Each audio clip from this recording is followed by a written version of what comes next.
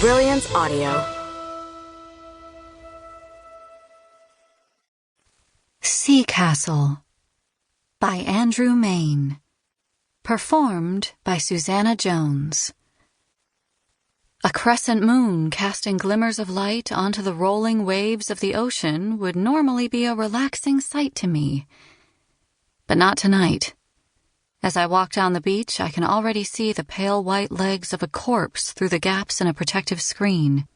The Fort Lauderdale Police Department and 2 detectives from the Broward County Sheriff's Office arrived before me. We're at the north end of Fort Lauderdale on the border of their respective jurisdictions. I had to get myself out of bed barely 30 minutes ago when they notified me. It was more of a courtesy than anything else. Suarez, the detective who called me, knew I was with the Underwater Investigation Unit, currently in bureaucratic limbo while politicians fight over whether to dismantle it.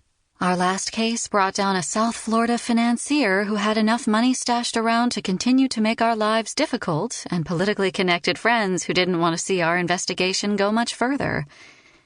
Presently, I'm working for the Florida Department of Law Enforcement as a seat filler while all of that gets sorted out.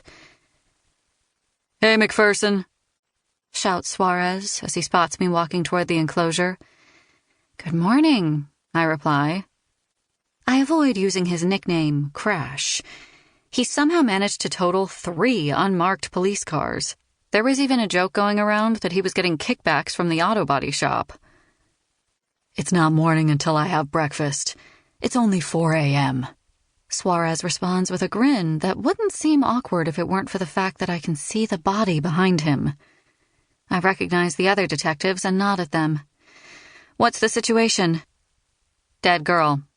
Beach," replies Waterman, a Fort Lauderdale PD detective known for using words sparingly, as if she had to pay for each vowel. Most cops love to talk. Waterman, not so much. The fact that she's volunteered this without me asking her directly should feel flattering.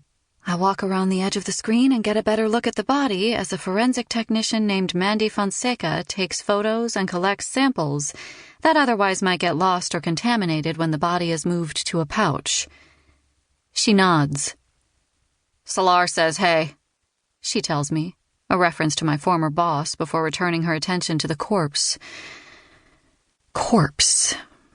It's a weird word. One moment you're a person, the next you're a corpse. I've given CPR to 2 people and brought them back to life. Did they become corpses and then not?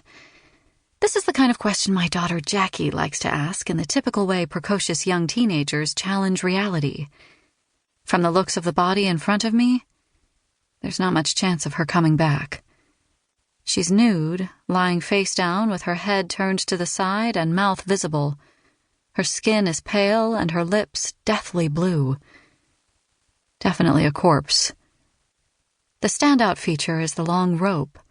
One end is twisted around her neck, the other runs all the way into the waves. "Anchor rope?" I ask. "It appears so," replies Fonseca. I turn to Suarez. "Anybody call in a missing swimmer?" "Nope. I thought you might find this curious." I don't exactly come to these things for thrills, Suarez. I'm a day person, not one of your night ghouls who waits by the radio for the latest creepy misadventure. He laughs. "Yeah, but this is when all the good stories happen." I could go a decade without another good story and be perfectly happy.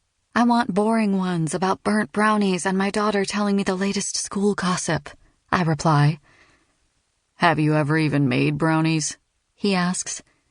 "Once." "And?" "I burned them. What's your point?" "You should stick to what you're good at." Suarez sees that Fonseca has pulled the rope in from the waves. "Can we take a look?" She holds up the rope's end under her headlamp's beam. The rope was cut clean with only a few frayed fibers. "Clean," says the laconic Detective Waterman. "It definitely didn't snap," adds Fonseca.